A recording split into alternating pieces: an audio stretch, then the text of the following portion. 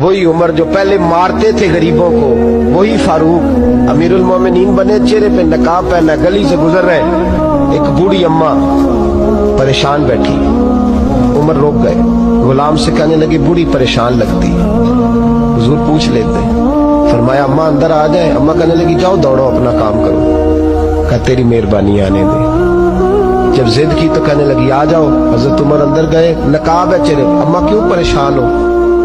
کہنے لگی عمر سے بڑی شکایت، کیا ہوا؟ کہنے لگی بوڑھی بھی ہوں، بیوہ بھی ہوں، بے اولاد بھی ہوں، 25 دینار کا قرضہ چڑھ گیا، 3 دن ہو گئے روٹی نہیں کھائی، عمر امیر المومنین ہے، اس نے میرا حال ہی نہیں پوچھا۔ حضرت عمر کہنے لگے اماں عمر کو کیا پتا تو اس حال میں ہے؟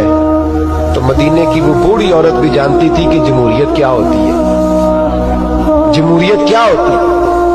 اماں عمر کو کیا پتا کہ تو اس حال میں ہے؟ تو وہ اماں بولی، کہنے لگی کیا کہا تم نے؟ عمر کو پتا نہیں؟ تو عمر کو جا کے میرا پیغام دے دو کہ حکومت چھوڑ دے، اس کے حوالے کرے جو غریبوں کا پتہ رکھ سکتا ہے، نہ ادھر ادھر کی تو بات کر، یہ بتا کہ قافلہ کیوں لٹا؟ مجھے رہزنوں سے غرض نہیں، تیری رہبری کا سوال ہے۔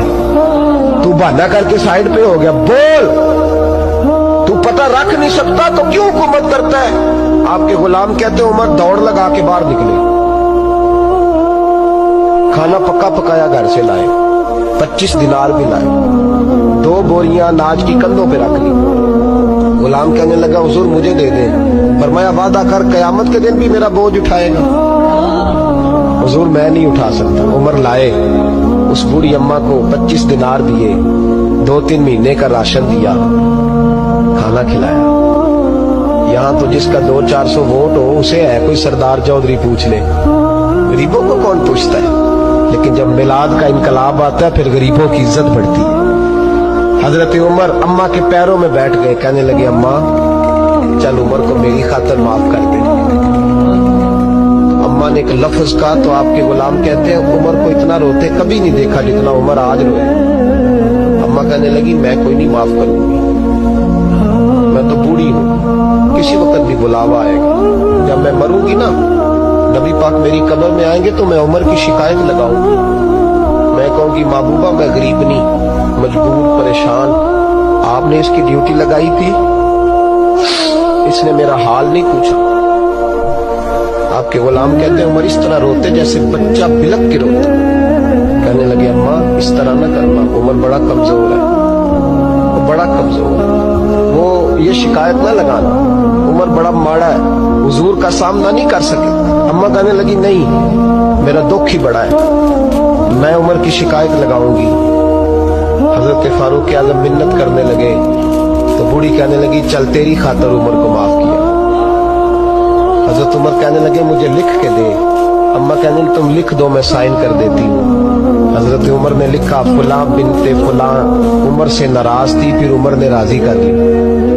وہ اماں دستخط کرنے ہی لگی تھی کہ مولا علی شیر خدا آ گئے، حضرت عبداللہ ابن مسعود آ گئے رضی اللہ تعالی عنہما۔ اندر آتے ہی کہنے لگے عمر یہاں کھڑے ہو، میں سارے مدینے میں ڈھونڈ آیا ہوں، وہ ملک شام کے کچھ سفیر ملنے آئے۔ اماں فٹافٹ اٹھ گئی، ہائے یہ عمر تھا، عمر کے سامنے کہتی رہی۔ فاروق اعظم کہنے لگے نا اماں تو وعدے پہ قائم رہے، تو نے جو کیا ٹھیک کیا، سائن کر۔ اماں نے دستخط کیے تو حضرت عمر حضرت مولا علی شیر خدا کرم اللہ تعالی وجہ الکریم کو خط دے کے کہنے لگے علی گواہ کے سائن آپ بھی کر دو،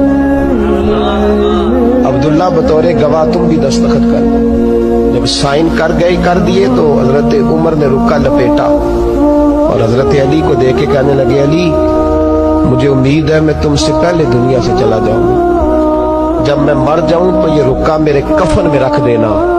میرے نبی نے اگر پوچھا عمر میری امت کا کیا کر کے آئے ہو تو میں رکا نکال کے عرض کروں گا مولا ایک بوڑھی اماں ناراض تھی، میں اسے بھی راضی کر کے